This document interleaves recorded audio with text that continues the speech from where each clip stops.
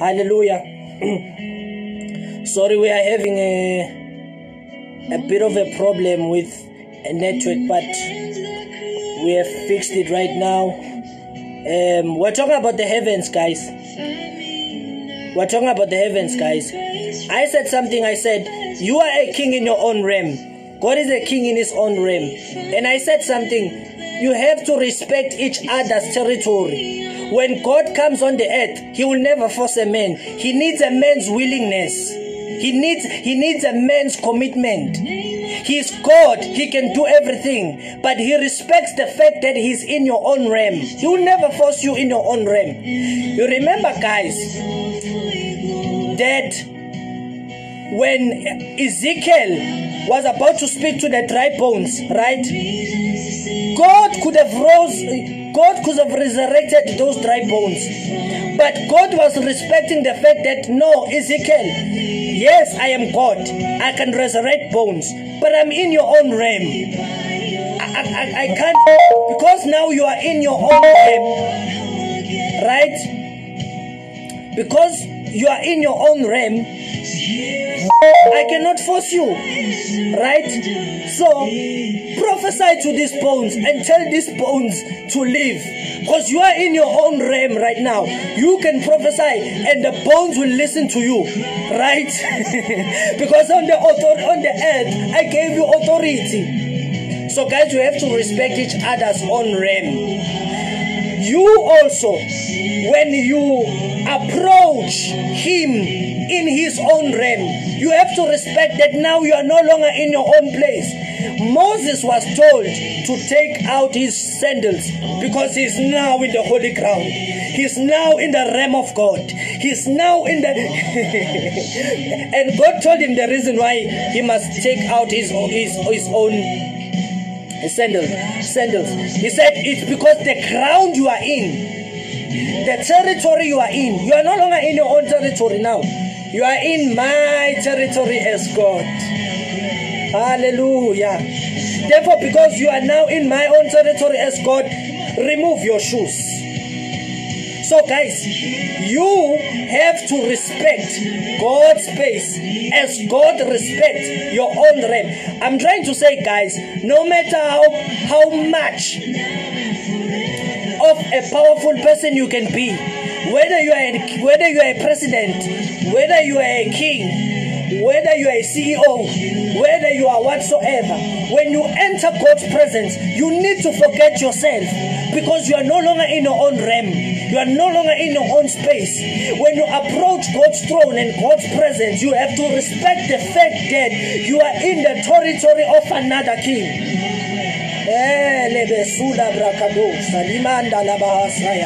You have to respect the fact that I am in the king's territory. And guys, what is happening in the king's territory? The angels, they forget themselves. They cast out their crowns and they look at him who's in the throne. They forget about themselves. And it's all about the beauty of the one who's sitting on the throne. We are done with the dead heaven, guys. There's something in my spirit which wants to go deeper about this dead heaven issue. Because the third heaven is not the third heaven is a realm that God rules day and night. The angels, they look, you know, Matthew chapter 18 verse 10, Jesus said, no guys, please never offend these people who are in the kingdom. Never ever do that. They have their own angels that see the face of the Father in heaven. Which means the angels are not looking at anything. They're not looking at problems or anything that is happening. They're looking at God in the throne. And guys, the beauty of God cannot be ignored. The beauty of God is so attractive. They don't rest. They don't rest. Talking of the creatures and the angels that are in heaven, they do not rest. They cry, holy, holy, each and every night, because his beauty cannot be ignored. His beauty is so attractive. It attracts the whole heaven. The whole heaven is attracted by the beauty of God.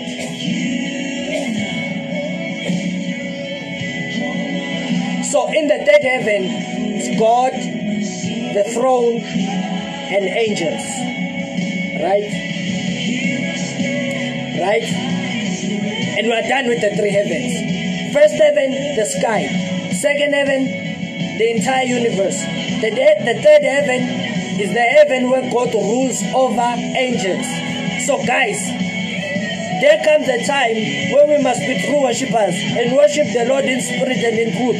Because now we must connect him from his own realm. We must connect with him from his own realm and touch him with his own realm. So therefore, since Jesus, because guys, sin was stopping us from entering this place of worship. Sin was stopping us from worshiping our Creator. Adam said, you came and I hid myself because I was no longer brave to approach you. So sin was stopping us, but Jesus tore the veil from top to bottom, and we can now enter that place. And guys, because it's not our own place, it's not our own realm, we have to do what is being done there. Let the will of God be done on earth as it is in heaven. What are they doing in heaven? They don't talk anything about, they don't talk about another thing, guys. The preaching that is in heaven, they preach to the throne of God. They preach to the beauty of God. You see, the throne of God. You know, guys, we are so much powerful in preaching to people. How many people are ready to preach to God? I know we are good in preaching to, you know when God says to Moses, leave wherever you are, come to the mountain, come and speak to me in the mountain. It means you've been preaching to people for so long. When was the last time you were preaching to my throne? When was the last time you were declaring how beautiful I am? When was the last time you were declaring how majestic am I? We're all ready to preach to people, but the question is, who is ready to preach to the throne of God? And I tell you, the third heaven is a place of worship. It's the heaven where God is worshipped. It's a place where God sits with his angels and he rules with them each and every day. So we are done, guys. Hallelujah. We are done. So there was something that I wanted to prove to you before we close. There is a heaven which belongs to men. We found it in the book of Genesis. We found it in the book of Revelations. So in the book of Genesis, we called it the Garden of Eden. It's a heaven which,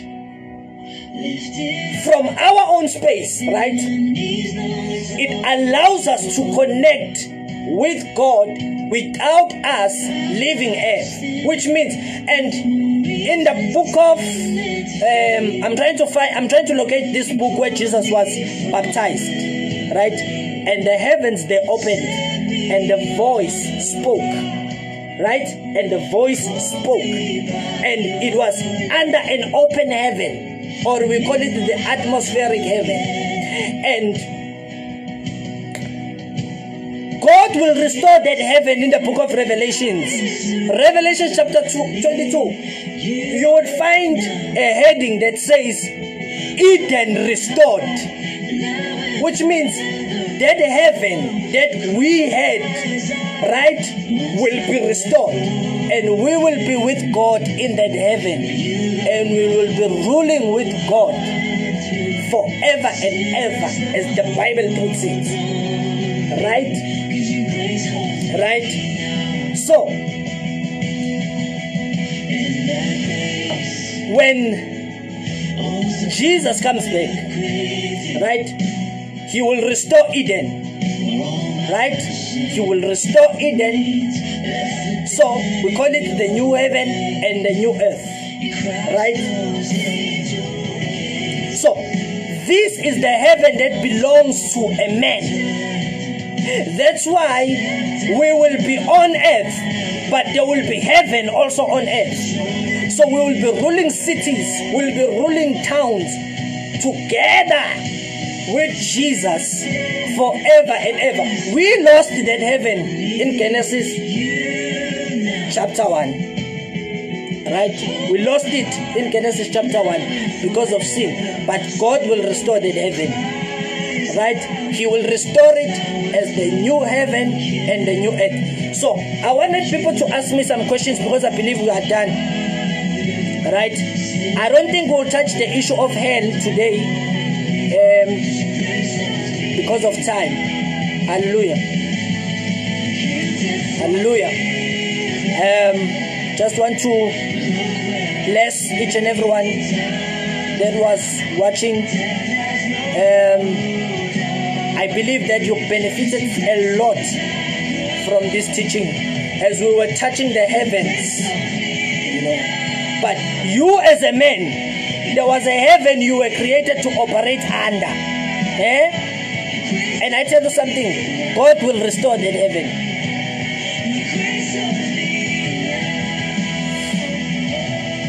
People who died, like Moses, Abraham, they were promised that heaven.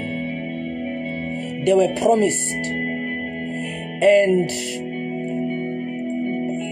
we are not bothered even by our physical bodies, because we know that the promise of God is greater. We know that there is something greater, is the glory that is coming, you know. And in Genesis chapter 22, where the tree was restored and there were rivers in the heaven and the leaves thereof were healing to the nations. Hallelujah. And the Lord will restore that realm. He will restore that heaven. Right? So rapture, when rapture happens, we will be translated and we will meet him in the sky. After meeting him in the sky, holding those celebrations with him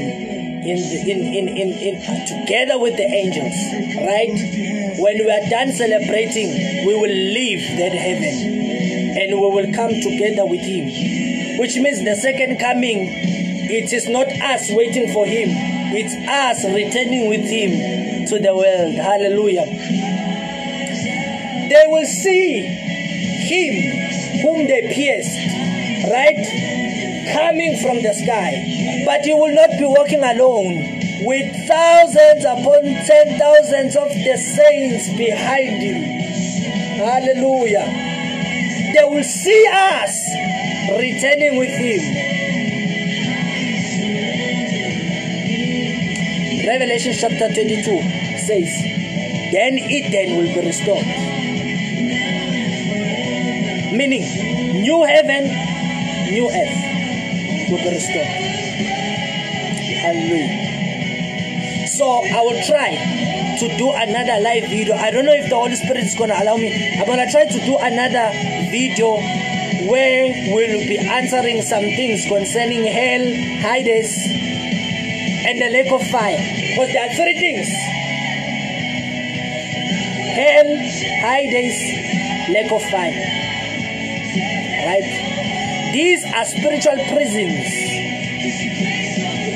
that belong to the devil, that belong to demons.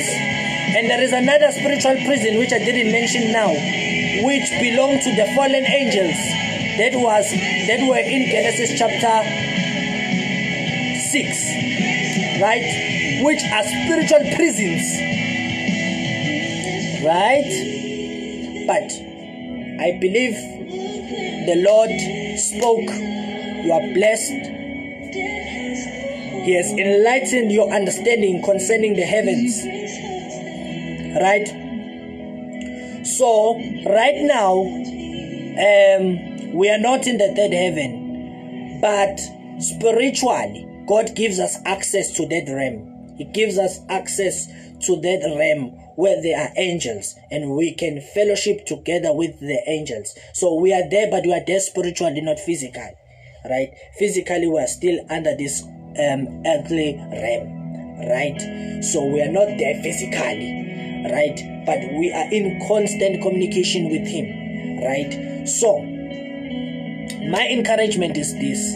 I said something. I said God rules heaven, but a man is a king on the earth. That must stay in your mind. Right? What you shall bind here on earth shall be bound in the heavens. Because you are a king on earth. Right? You can rule the birds. You can rule the water. You have authority of anything that walks on the earth. Therefore, I give you power all over the power of the enemy. You shall walk upon the serpents. You shall trample upon the scorpions. Right? And they shall not hurt you. Why? It's because you are a king on earth. You are a king on earth. So, God rules in his own heaven. You rule in the earth. But there's something which is amazing. You are in a constant, being in a relationship with God means you are connecting heaven and earth. Having a relationship with God means you are connecting heaven and the earth. You are bringing heaven on earth. Hallelujah. Let's pray, let's pray, let's pray, let's pray. Father, thank you. Your word is alive. Your word is true. There is none like you. There is none that can ever be like you.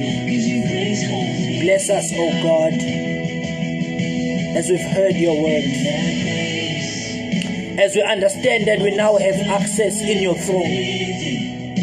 Not by our works, but by your grace and your grace alone. For we acknowledge that we enter your presence not by the works we have done, but by your grace and your grace alone.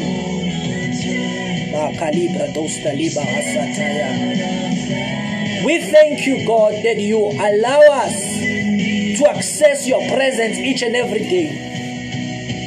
We thank you, oh God, that your blood has broken the veil that was stopping us from entering your presence. Right now, there is nothing that hinders us from entering your presence. So rather, we open our hearts and we open our minds and we come, we throw ourselves and we bring ourselves as they took them and they brought them at the feet of Jesus. We throw ourselves in your presence because we know we are surrounding your presence not to protect you. No one can protect the Almighty God. Never. We surround your throne, Lord, to draw from you, to get life from you, to drink from your presence. And we thank you, Nkulunkulu, that we have access to your presence. We have access to your presence. In Jesus' mighty name. Amen.